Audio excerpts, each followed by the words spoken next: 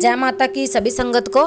तो आज का विषय है कि माता चौराहे वाली के व्रत कैसे करें। बहुत भक्तों की बच्चों की डिमांड आ रही है कि चौगानन माता मदानन माता ये एक ही होती हैं, जो मैदानों में पूजी जाए, स्थान पे पूजी जाए उसको मदानन कह दिया जाता है, और जो चौरस्ते में पूजी जाती है देखो उसको चौगानन बोल दिया जाता है। वैसे ये सेम ही शक्ति होती है और तामसिक भाव की शक्ति होती है, पर कई लोग जो है तामसिक भोग इनको देना नहीं चाहते। सात्विक पे कैसे पूज सकते हैं और इनके व्रत कैसे करें, सबसे बड़ी बात है। बहुत बच्चों की डिमांड है कि व्रत कैसे करें, तो लीजिए जी आपके लिए हाजिर हो चुके हैं चौगान माता के व्रत।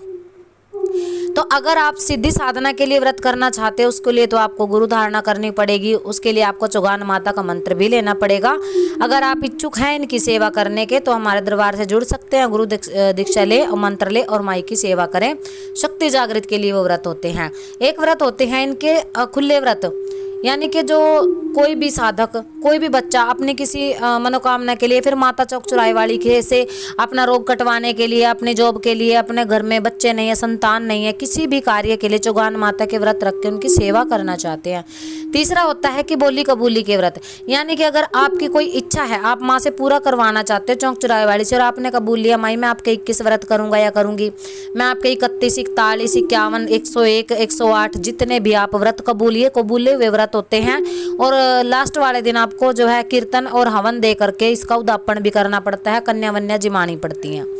तो तीनों ही तरह के व्रत के विधि आज आपको बताएंगे। वीडियो पूरी सुने, ध्यान से सुने, लाइक शेयर और सब्सक्राइब जरूर कर ले अगर पसंद आता है तो चलो जिनको चौक चौराहे वाली माता चौगान माता के व्रत करने हैं, सर्वप्रथम आपको सुबह स्नान कर लेना है।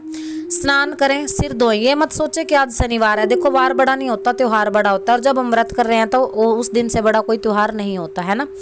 तो नहा धो करके आपको अपने मंदिर में गंगा जल का छींटा लगा के चौकी को साफ कर लेना है। सरसों के तेल का दिया लेना है। 2 बाती आपकी चिराग में लगेंगी, चाहे पीतल के चिराग में आप जोत लगाओ, चाहे मिट्टी के चिराग में आप जोत लगाओ। जोत इस तरह से भरिए तेल की कि वो आपकी, क्योंकि आपने व्रत रखा है, पूरा दिन चलनी चाहिए, यानी कि अखंड जोत की तरह आपको उसको तेल से भरना है और उसकी देख रेख भी करनी है।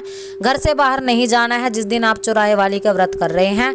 घर में रह करके अगर आप कुछ भी नहीं कर सकते तो माता चौराहे वाली की चालीसा जरूर पढ़ें। माता चौक चौगान वाली मसाणी माता की चालीसा आप पढ़ सकते हो घर में रह करके, ठीक है। और ये चालीसा पढ़ेंगे तो आपको जो है, क्योंकि आपके पास मंत्र नहीं है तो क्या करोगे, तो चालीसा ही पढ़ोगे ना।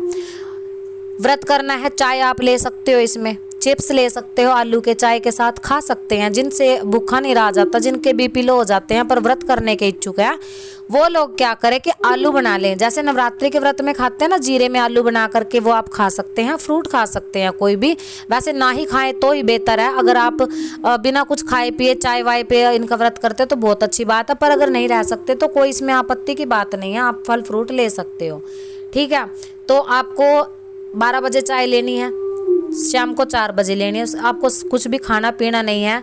इनकी धोक जो है तारों की छांव में लगती है, यानी कि 7 बजे 6 बजे जब पहला तारा निकल जाता है तो आपको टाइम से ही 6 साढ़े 6 बजे 7 बजे इनके लिए पूर उतारना है। पूर में क्या उतारना है आपको, आप ध्यान से सुने। 2 पूड़े रहेंगे माता के, छिल्लर वाले रोटी वाले जो पूड़े होते हैं जिसको तवे पे बनाया जाता है ना, गुड़ आटे के।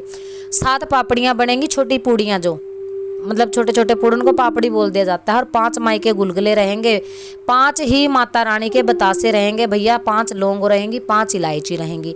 ये भोग आपको चढ़ाना है माता रानी का। बहुत सारे लोग कहेंगे हमारे यहाँ स्थान नहीं है तो हम कैसे चढ़ाएं। आप कैसे चढ़ाओगे, घर का कोला जो होता है ना, आपकी जो चौखट होती है उसके पास आप एक चौक बनाएं। चौक पूर्णा मैंने वीडियो में बता रखा है, जा करके आप वीडियो चेक कर सकते हैं। जो पाथरी वाली की वीडियो में जैसे बताया, आटे का चौक पूरने के बाद उसके बीच में आपको सेंटर में दिया लगाना है, त्रिकोण उस पे बना सकते हो आप, हल्दी और आटे से बनेगा ये।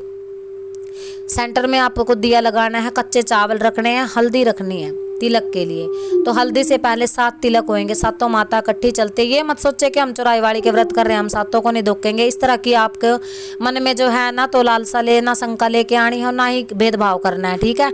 7 टीके हल्दी के लगाओ, साथ में जल रखो, मीठा जल रखना है। जो आपने पूड़े वूड़े उतारे हैं उसका जो बर्तन धोते हो ना, धोण मुंदाने उसको बोल दिया जाता है, उसका धोण जो होता है बर्तन का, वो आपको उसके 1 गिलास के अंदर रख लेना है या लुटिया के अंदर रख लेना है।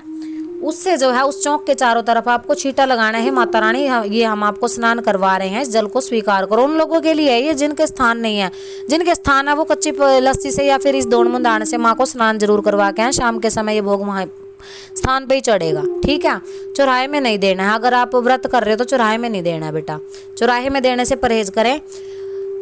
तो आपको छींटा लगा देना है और वो जो आपने पूड़े गुलगुले प्रसाद जो भी बनाया प्लेट में रख करके माता रानी के जोत पर आपको रख के मत्था टेकना है, माँ को फरियाद करनी है, अरदास करनी है, माता रानी आप ये भोग हमारा स्वीकार करें। मैंने बड़ी श्रद्धा भाव से आज आपके नाम का उपवास किया है और बड़ी श्रद्धा भाव से आपके नाम का मैंने पूर्व बनाया है। मेरी माँ, हे जगत जननी माँ, हे चौक चौराहे की रानी, मेरे सभी कष्ट को हरो। मेरे घर के ऊपर अगर किसी का किया कराया है, भूत प्रेत है, बेताल जिन पिशाच कुछ भी लग गया है, किसी की नज़र है, हाय है, बद्दुआ है, टोना है, टोटका है, सबको दूर करें।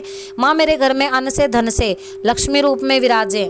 माँ मेरे कंठ में सरस्वती रूप में विराजे। मुझे विद्या का दान दे, मुझे हर तरह से अपना शरणागत समझ के, अपना बच्चा समझ के हर तरह से संपन्न करें। तो ये फरियाद करके आपको माथा टेक लेना है। वो जल आपको लेकर के बाहर जो आपका घर का मेन गेट होता है गली की तरफ, या तो दीवार पे धार दे दे उसकी, या फिर अपने कोड़े पे धार दे दे, यानी गेट का जो पिलर होता है कोड़ा बोल दिया जाता है उसको, उस पे माई के नाम की धार देनी है चौगानन माता की। और जस्ट आपको 1 गिलास मीठा जल करके चौगानी पीर की ढाल जरूर देनी है साथ साथ में।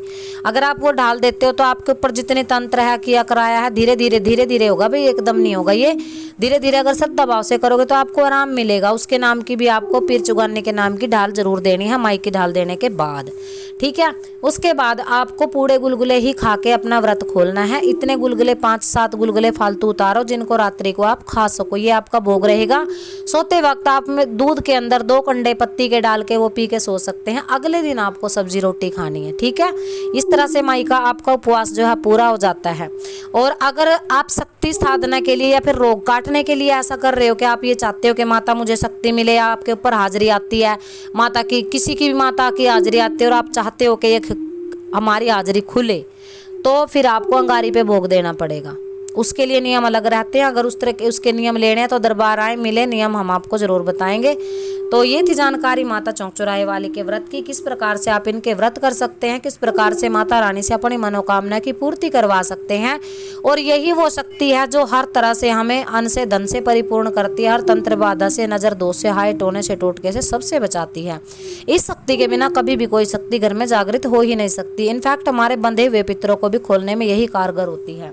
तो छोटी छोटी जानकारियां आप लोगों के लिए चैनल के माध्यम से लेकर के आते रहते हैं। दीवानी पाथरी वाली चैनल पर मिलता है आपको ओरिजिनल कंटेंट, जिसको देख करके सुन करके अगर आप कोई उपाय कर भी लेते हो तो आपके जीवन में कोई बुरा दोष उत्पन्न नहीं होगा। हाँ, भगवती की कृपा आपको जरूर मिलेगी, क्योंकि ये मेरे स्वयं के किए हुए कार्य हैं। जब भक्ति की शुरुआत हुई तो इन्हीं कार्यों से हुई थी।